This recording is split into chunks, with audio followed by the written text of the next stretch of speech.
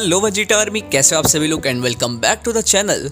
तो यार गाइस, आज से हम लोग अपने चैनल पे एक बहुत ही कमाल की न्यू व्हाट इफ स्टार्ट करने वाले हैं। What if Goku and फ्रीजा got betrayed by the gods.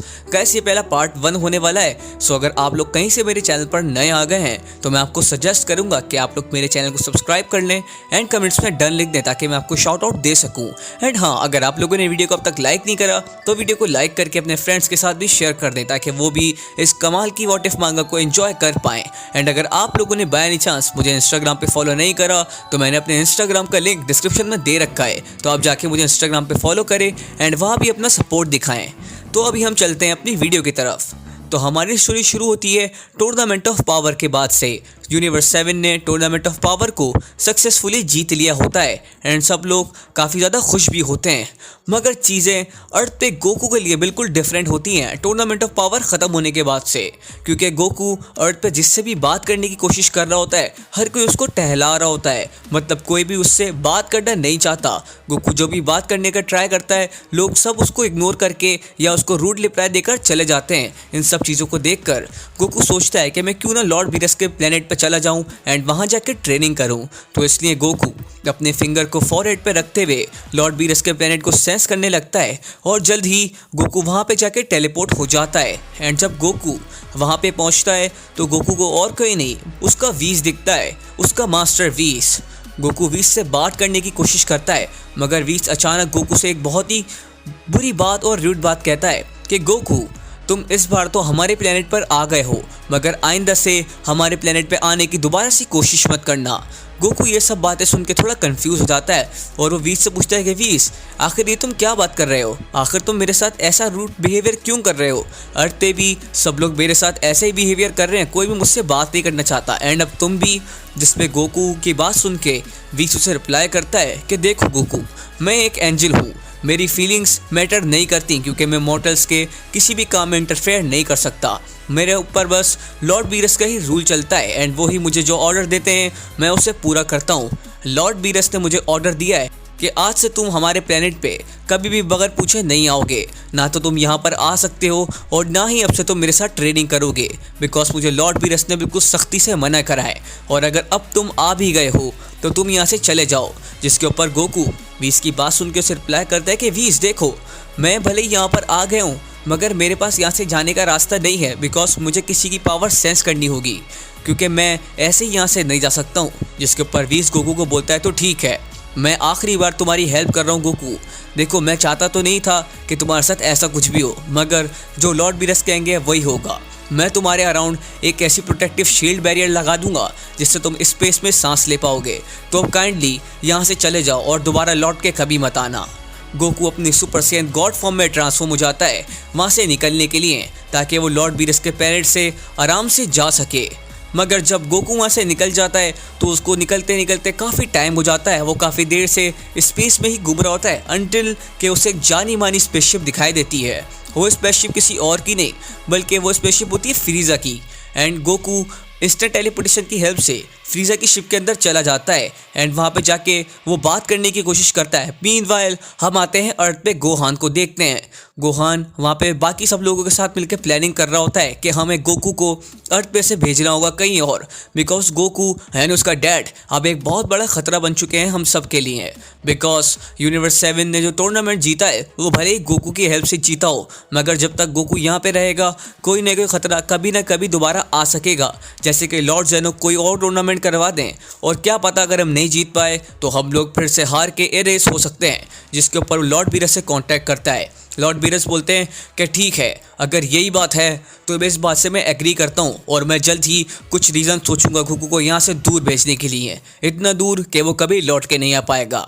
But meanwhile हम दोबारा फ्रीजा के स्पेसशिप में आते हैं। इस फ्रीजा के स्पेसशिप के अंदर हम फ्रीजा को देख सकते हैं। फ्रीजा वहाँ पे बैठा होता है और वो गोकू से बोलता है तो तुम यहाँ पे कैसे आए? मैंने सुना है कि तुमने कुछ मेरे मेंबर्स को नॉकआउट भी कर दिया था बीच रास्ते के अंदर आते हुए जो कि प्लेनेट को कॉन्कर करने गए थे। आखिर तुम यहाँ पे किस मकसद से आए हो मंकी? जिसके ऊपर गोकू उसको हंसते हुए बताता है कि फ्रीजा, मेरे साथ चीज़ें काफ़ी उल्टी हो रही हैं तो मैं लॉर्ड वीरस के प्लेनेट से अभी वापस आ रहा हूँ और मैं अर्थ की तरफ जा रहा हूँ क्योंकि मैं किसी की पावर सेंस नहीं कर सकता तो मैं यहाँ से निकल के जा भी नहीं सकता हूँ। और रही बात तुम्हारे उन गुंडों को मारने की तो मुझे माफ़ कर देना उसके लिए। जिसके ऊपर फ्रीज़ा गोकू को बोलता है तो ठीक है, यहाँ से चले जाओ, तुम एक बार तो वापस आ गए हो, मगर मैं तुम्हें यहाँ पे दोबारा वापस आने नहीं दूंगा और मैं तुम्हें दोबारा ऐसे छोड़ूंगा भी नहीं। जिसके ऊपर गोकू वहाँ से आराम से चला जाता है। जब गोकू अर्थ पे जल्दी पहुँच जाता है तो उसे गोहान दिखता है अपने घर के बाहर, जो कि काफ़ी ज़्यादा बुरी हालत में पड़ा होता है। उसको काफ़ी ज़्यादा चोट लगी हुई होती है एंड वो काफ़ी ज़्यादा डैमेज हो चुका होता है। गोकू उसको देख के बहुत ही ज़्यादा घबरा जाता है और वो गोहान से पूछता है कि गोहान, मुझे बताओ आखिर ये तुम्हारी हालत ऐसी किसने करी? आखिर कौन शख्स है जो तुम्हारे साथ इतना बुरा करके गया? जिसके ऊपर गोहान गोकू को बताता है कि डैड, वो फ्रीज़ा था जो अर्थ पर अभी आया था, उसने मुझे बहुत बुरे तरीके से मारा है एंड उसने वेजिटा को भी हरा दिया है। हम लोग अर्थ पे से उसको कोई भी नहीं रोक पाए और हम कुछ भी नहीं कर पाए एंड उसने मॉम एंड काफ़ी दूसरे अर्थलिंग को किडनैप करके अपने साथ ले गया है। मुझे लगता है अब हम कुछ नहीं कर सकते। जिसके ऊपर गोकू थोड़ा सा हैरान हो जाता है कि भला ऐसा कैसे हो सकता है? वो तो अभी फ्रीज़ा से खुद स्पेसशिप में मिलकर आ रहा था, तो फ्रीज़ा उससे इतनी जल्दी कैसे पहुंच सकता है? ऐसा नामुमकिन है। तो गोकू ये सोच ही रहा होता है जब ही गोहान उसको आइडिया देता है कि डैड, आप जाके शेनरॉन से विश क्यों मांग के नहीं पूछ सकते कि बाकी सब लोग कहाँ पे गए, फ्रीज़ा उनको लेके कहाँ गया है। और जैसे ही गोकू ड्रैगन के पास चला जाता है, वो शेनरॉन से ड्रैगन बॉल कलेक्ट करके विश मांगता है कि शेनरॉन, मुझे बताओ वो बाकी सब लोग जिनको फ्रीज़ा ने अर्थ पे से किडनैप किया है, या वो सब लोग अर्थलिंग आखिर कहाँ पर गए हैं, मुझे उनकी लोकेशन दो। एंड जब सब कुछ ये हो ही रहा होता है तो गोहान उठ खड़ा होता है और वो बोलता है कि मेरे डैड कितने बेवकूफ़ हैं, उन्हें लगता है कि वाकई में फ्रीज़ा हम लोगों को हरा के अर्थ पे सबको किडनैप करेगा। मेरे डैड सच में बहुत ही बेवकूफ़ है। ये बोलते ही गोहान वीस को इन्फॉर्म कर देता है कि डैड वहाँ से निकल चुके हैं, वो सब लोगों को ढूंढने के लिए आ रहे हैं, तो लॉर्ड बीरस को कहो कि वो अपना प्लान कंटिन्यू करें।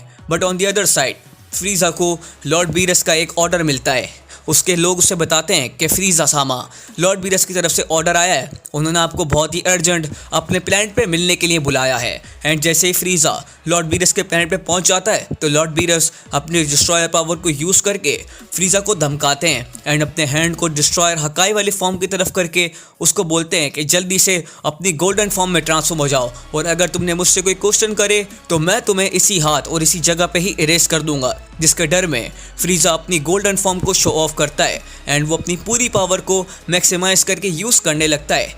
बट तभी वहाँ पे गोकू भी जल्दी पहुँच जाता है एंड जैसे गोकू वहाँ पे पहुँचता है, गोकू फ्रीज़ा को गोल्डन फॉर्म में देखता है, जिससे गोकू का शक और भी ज़्यादा पक्का हो जाता है कि हाँ, वो फ्रीज़ा ही था जिसने सबको किडनैप करके यहाँ पे रखा हुआ था।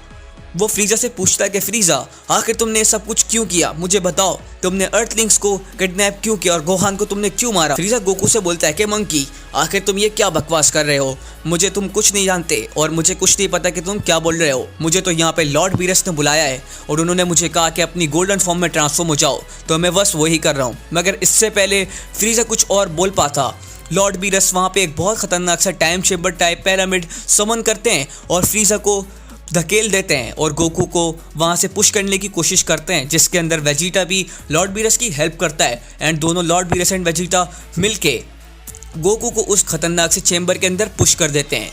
एंड बाद में जब फ्रीज़ा एंड गोकू उस दोनों चैम्बर के अंदर पहुंच जाते हैं तो वेजिटा लॉर्ड बीरस से पूछता है कि लॉर्ड बीरस, मुझे बताएं कि गोकू वहाँ पे बच पाएगा या फिर जिंदा रहेगा या तो मारा जाएगा। जिसके ऊपर लॉर्ड बीरस उसे बताते हैं कि जिस चैम्बर के अंदर हम लोगों ने उन्हें पुश किया है, उस चैम्बर के अंदर एक दिन 1 मिलियन ईयर्स के बराबर होता है, तो कोई चांस ही नहीं बनता कि फ्रीज़ा और गोकू वहाँ पे सरवाइव कर पाएँ। एंड हमने ये सब कुछ बिल्कुल अच्छे के लिए किया है, क्योंकि अगर हम लोग ऐसा नहीं करते तो बाद में ये सब कुछ हमारे लिए ही ख़तरा बन जाता। मगर जब ये सब बातें हो ही रही होती हैं तो हम टाइम चेम्बर के अंदर आते हैं। जैसे ही फ्रीज़ा अंदर पुश होकर गिरता है, वो बहुत ज़्यादा गुस्से के अंदर आ जाता है और वो अपनी बेस फॉर्म में भी आ जाता है, क्योंकि जो हिट उसको पड़ी होती है वो हिट बहुत ही ज़्यादा ख़तरनाक होती है, जिससे फ्रीज़ा खुद को बचा नहीं पाता। फ्रीज़ा बोलता है कि मंकी, मुझे बताओ आखिर ये सब क्या हो रहा है, तुम मुझे बताओ कि आखिर तुमने हमारे साथ ऐसा क्यों किया। मगर डोर क्लोज होने से पहले गोकू लॉर्ड बीरस से पूछने की कोशिश करता है, लॉर्ड बीरस, मुझे बताएं आप लोग ऐसा क्यों कर रहे हैं, आखिर मैंने आपका क्या बिगाड़ा है। तो लॉर्ड बीरस एक स्माइल के साथ उसे बोलते हैं कि देखो, तुमने टूर्नामेंट ऑफ पावर करवाया था, जिसकी वजह से हम सब लोग काफ़ी मुसीबत में पड़े थे, और मैं नहीं चाहता कि तुम दोबारा कोई भी ऐसी हरकत करो जिससे हमारा यूनिवर्स इरेज हो जाए। तो मैंने ये बस अपने यूनिवर्स के लिए और अर्थलिंग्स के अच्छे के लिए किया है, तो तुम वहीं पे रहो और वहीं पे रह के तुम मारे जाओगे। एंड ये कह के इसलिए लॉर्ड बीरस उस एंट्रेंस गेट को ब्लास्ट कर देते हैं एंड गोकू एंड फ्रीजा हमेशा के लिए उस टाइम चेंबर के अंदर फंस जाते हैं। फ्रीजा गोकू से अभी भी कंफ्यूजन देकर पूछ रहा होता है कि आखिर यहाँ पे क्या हो रहा है, मेरे तो कुछ भी समझ में नहीं आ रहा है कि वो लोग हमारे साथ ऐसा क्यों कर रहे हैं। जिस पे गोकू फ्रीजा को बताता है, फ्रीजा ये तो मैं भी नहीं जानता कि आखिर हमारे साथ ऐसा क्यों हो रहा है, मगर मुझे जहाँ तक आइडिया लगा है उससे ये साबित होता है कि सब लोग इस रिसेंट हुए टूर्नामेंट ऑफ पावर की वजह से मुझसे बहुत गुस्सा है एंड इसलिए उन्होंने मुझे धोखा दिया। मैं कभी सोच नहीं सकता था कि इतने सब कुछ होने के बावजूद भी अर्थलिंग्स, लॉर्ड बीरस एंड वीस मेरे साथ ऐसा करेंगे। एंड गोकू फ्रीजा को बोलता है कि फ्रीजा हम लोग यहाँ से बाहर निकल सकते हैं और यहाँ से बाहर निकलने का हमारे पास बस एक ही रास्ता है, हमें यहाँ अंदर रह कर ट्रेनिंग करनी होगी और हम ट्रेनिंग करके इतने पावरफुल बनेंगे कि हम बाहर निकल के उन सबसे अपना बदला ले पाएँ। मगर जब वो दोनों ये बातें कर रहे होते हैं तो वी सबके अर्थ पे जाने के बाद एक एनर्जी बैरियर को हटाकर अपने स्टाफ को समन करता है एंड स्टाफ को यूज़ करके कुछ मैजिक करता है। बाद में हमें पता चलता है कि वीस ने उस मैजिक से अंदर कुछ ऐसा सिस्टम किया है जिससे गोकू एंड फ्रीजा की एज रुक जाएगी और वो बेसिकली इमॉर्टल बन जाएंगे, जिससे ना तो वो मर पाएंगे, ना उन्हें खाने पीने की ज़रूरत पड़ेगी और ना ही उनका स्टेमिना ड्रेन होगा। वो एक तरीके से इमॉर्टल बन चुके हैं एंड अब वो बिल्कुल भी नहीं मर सकते। एंड जैसे ही वो लोग अंदर जाते हैं गोकू एंड फ्रीजा, तो वो दोनों अपनी ट्रेनिंग हमेशा के लिए शुरू कर देते हैं ताकि वो वहाँ से बाहर निकल के अपना बदला ले पाएँ। बट मीनवाइल ग्रैंड प्रीस्ट अचानक से लॉर्ड बीरस के प्लेनेट पे आ जाते हैं, जिनको देखकर लॉर्ड बीरस की हालत बहुत ही ज़्यादा ख़राब हो जाती है। वो बोलते हैं कि ग्रैंड मिनिस्टर आखिर ऐसा क्या काम है जिससे आप हमारे प्लेनेट पर आए, क्या आप हमें बता सकते हैं आखिर ऐसा क्या हुआ है।